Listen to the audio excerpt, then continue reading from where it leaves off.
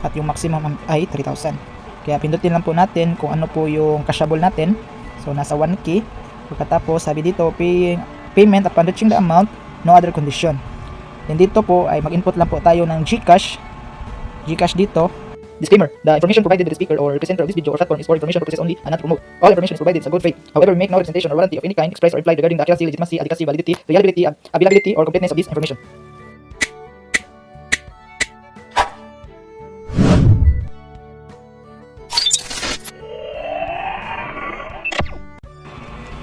Okay, hello guys, welcome back again to our channel. For today's video ay subukan po natin na mag-withdraw dito sa Green Money.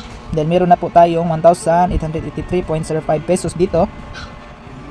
Kaya sa video ngayon ay subukan po natin itong withdrawin para malaman natin kung legit po ba ito na application or itong Green Money. So hindi ko na lang po ituro sa inyo kung paano po tayo kumita dito ng Green Money, coins at diamond. Dahil meron na po akong isang video dito or video tutorial kung paano po tayo maglaro at kumita dito. Sa video ngayon ay subukan ko na lang po na mag-withdraw dito sa Green Money dahil sa diamond po ay meron akong proof dito na naka-withdraw ako. Tingnan po natin sa dito, ayan po. Meron na tayo ng withdraw dito na 259.97 pesos at pumasok na po ito sa Gcash na may kaltas na 20 pesos. Ang pumasok lang doon ay 239.97 pesos. Kaya sa video ngayon, dahil kadalasan po sa mga nagtatanong sa comment section, lalo na sa Facebook at sa YouTube, kung legit po ba itong Green Money. Kaya pindutin po natin.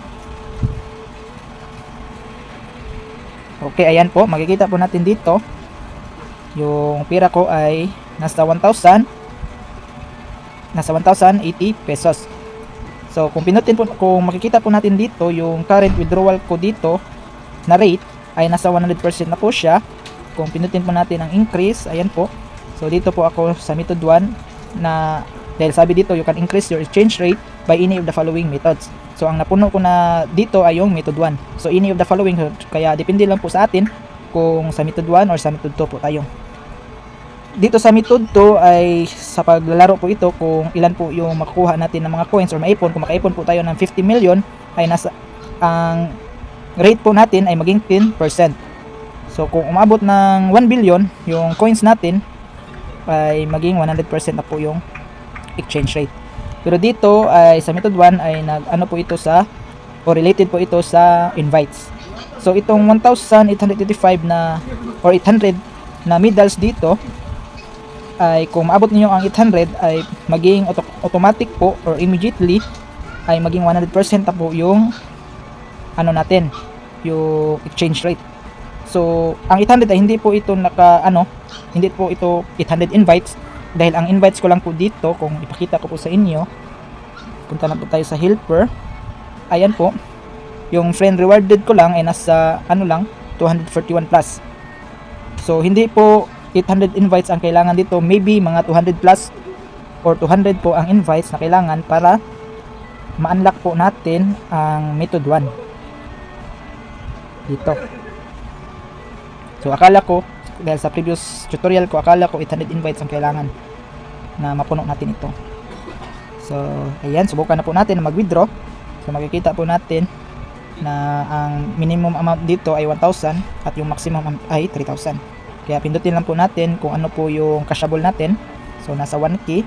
Pagkatapos sabi dito payment upon reaching the amount, no other condition. Then dito po ay mag-input lang po tayo ng Gcash dito or Lazada, Paymaya or GrabPay. Pero sa akin ay sa Gcash. Pero naka-input na po yung information ko dito sa Gcash. Kaya i-click na lang po natin itong withdrawal. Ayan po, your transactions and forms are sent to the system. Your Piant account will receive the transfer within 3 working days. Please be patient, enjoy the games. Then confirm, then punta na po tayo dito sa note. Ayan po, makikita po natin na waiting na po yung 1,000 pesos. So i-update ko na lang po kayo kung ma-receive ko ito. 2,000 years later.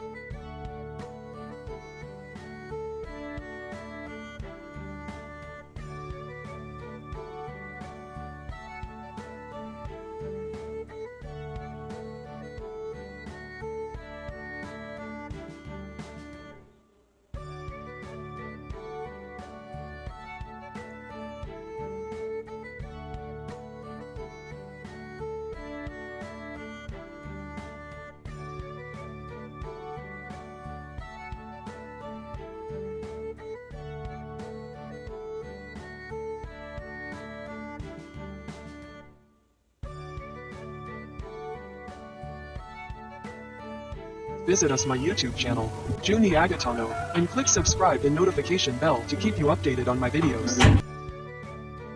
The videos I upload about personal blog and finance. Thank you so much and God bless.